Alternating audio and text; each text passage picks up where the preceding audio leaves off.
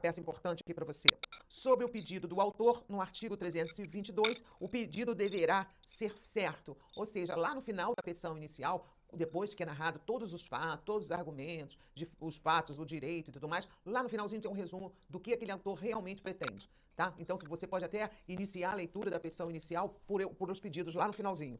Tá? Que aí você já vai saber o que ele quer realmente. Porque às vezes advogados escrevem demais, né? Às vezes ele faz uma petição de 58 páginas. E lá no final, o resumo, está lá o resumo lá no item do pedido. Aqui no artigo 312, existe a exigência, está estipulada a exigência de constar nessa petição inicial esse item do pedido, que é que encerra toda a narrativa da petição inicial. Então, caso você queira saber o que realmente essa perícia que eu vou fazer, eu queria saber um resumo do que se pretende aqui. Você vai lá no pedido, lá no finalzinho tem o pedido. É um resumo, mais ou menos, vou dizer isso de uma forma um pouco grosseira, tá? Não muito pontual, que eu quero dizer, mas está lá um resumão do que foi dito anteriormente. O pedido que realmente aquele autor quer, tá bom? Continuando ainda no artigo 324, o pedido deverá ser determinado. Né? Depois daquela narrativa toda, o que se pretende, na verdade? Essa ação tem qual objetivo? Então, o pedido deverá ser determinado, ok?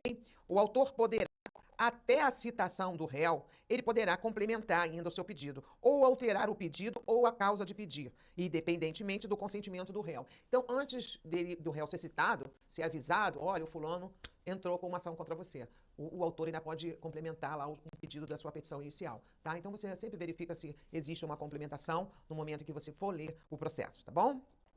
Aqui no artigo 335, o réu poderá oferecer contestação no prazo de 15 dias, cujo termo inicial, ou seja, o prazo se inicia e vem aqui os prazos. Então, você já leu a petição inicial, você vai ler também a defesa do réu.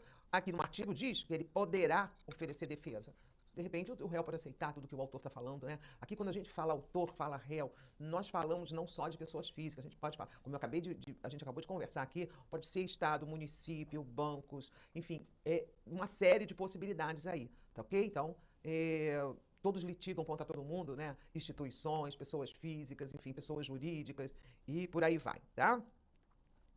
Ainda aqui no artigo 336, incumbe o réu alegar na sua defesa toda a matéria de defesa expondo as razões de fato e de direito com que impugna o pedido do autor, especificando as provas que pretende produzir. Tá? Então, mais aqui vem o réu se defendendo, usando de todos os meios necessários e imprescindíveis para derrotar lá a alegação do autor, inclusive requerendo provas que ele considera muito importantes. Vamos dizer que o autor lá na frente é um processo que se trata, vamos dizer, de uma dúvida sobre a veracidade, sobre uma obra de arte realmente, se ela é original. Vamos imaginar isso, tá? Porque tem a perícia para avaliar uma obra de arte. Vamos dizer, eu comprei uma obra de arte, mas eu considero que seja falsificada e eu paguei um valor astronômico por ela, né? Então, neste momento aqui, o réu solicita as provas que ele pretende provar, todo o alegado na defesa dele. E muitas vezes acontece de que o autor, lá no início, ele não pediu certas provas. Por exemplo, a prova pericial, ele fala assim, eu não vou requerer a prova pericial não, porque uma prova pericial aqui para as minhas alegações vai me prejudicar. Mas o réu, quando vai analisar todo o alegado pelo autor, ele considera que é muito importante a nomeação de um perito para esclarecer todas aquelas questões que estão sendo discutidas, tá bom? Então, é o momento dele requerer, tá?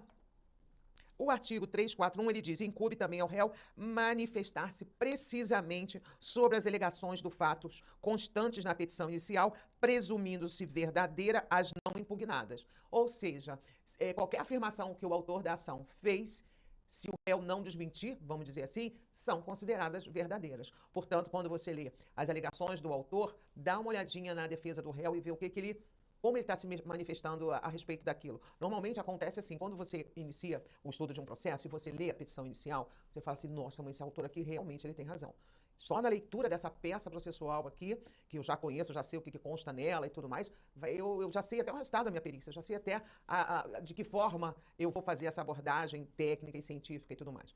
Aí quando você lê a defesa do réu, ele abordando e atacando cada ponto lá do autor, aí já vem a sua dúvida, assim como vem a dúvida do juiz, né, dos advogados e tudo mais, e é por isso que você é nomeado, tá? Porque aí vai depender da análise de um expert como você, para sanar todo esse imbróglio criado aí pelo autor e pelo réu, tá bom? Então vamos continuando aqui. O artigo 342, ele diz assim, depois da contestação, só é lícito ao réu deduzir novas alegações quando Ou seja, o réu apresentou sua defesa. Ele pode toda hora vir de novo, trazendo um novo assunto, trazendo um novo tópico para sua defesa, só em alguns casos em que a lei prevê. Se não for dentro dessas situações, não pode mais, tá? Então, que situações seriam essas? Relativas a direito ou fato superveniente, tá? Ou seja, quando o réu se defendeu, a situação era uma, mas depois aconteceu alguma coisa que modificou aquilo tudo e ele pretende informar isso na sua defesa, tá bom? Ou quando competir ao juiz conhecer delas de ofício, tá? Algo aconteceu após a defesa do réu em que o juiz deve conhecer, ele tem que informar o juiz, tá?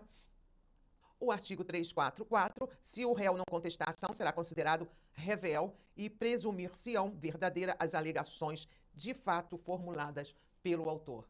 Né? Tem muita gente que fala assim, eu recebi uma citação da justiça, sabe o que eu fiz? Eu rasguei e joguei fora, não quero saber. É ok, vai ser considerado revel e as alegações do autor vão ser consideradas verdadeiras, né? Por isso a gente tem que ter muito cuidado quando você recebe algum documento da justiça. Serve para todos nós, né? O artigo 357, ele fala sobre o saneamento, a decisão de saneamento do processo feito pelos juízes. Aquele processo, ele vem caminhando lá na marcha dele e tudo mais, e chega um momento que o juiz, ele faz um resumão de todo o processo, faz uma análise, não é a sentença final ainda, mas ele faz uma análise de toda a discussão que está ocorrendo ali, e nesse momento ele decide algumas coisas importantes no processo, e muitas vezes, nesse momento, o juiz chega à conclusão de que vai necessitar de nomear um perito para a causa. Embora o autor não requereu essa prova pericial lá na sua petição inicial e nem o réu requereu essa prova pericial quando ele se defendeu, o juiz, nesse momento, é o momento em que ele realmente analisa o processo.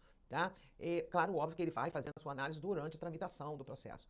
Mas chega um momento em que ele vai fazer o saneamento do processo. Vamos ver o que está acontecendo aqui, essa discussão aqui, o que está havendo, vamos sanear tudo aqui, organizar essa contenda, essa briga, né? Essa briga de tapa entre autor e réu. Muito bem. E ali ele faz um bom resumo e nesse momento ele, muitas das vezes, é o momento em que ele decide nomear um perito, tá? A gente vai ver o processo, é claro que eu vou trazer aqui para vocês um processo passo a passo, abrindo o processo. Vocês vão conhecer o processo em tudo isso que eu estou falando aqui, tá? No momento a gente está, né, na teoria, vocês estão só visualizando, assim, imaginando o processo, mas nós ainda vamos consultar uns juntos aqui, tá bom? É o momento também que ele vai delimitar as questões de fato sobre as quais recairá a atividade probatória, especificando os meios de prova admitidos. Nesse momento aqui, ele é o que eu acabei de falar, ele pode requerer a prova pericial de ofício, tá bom?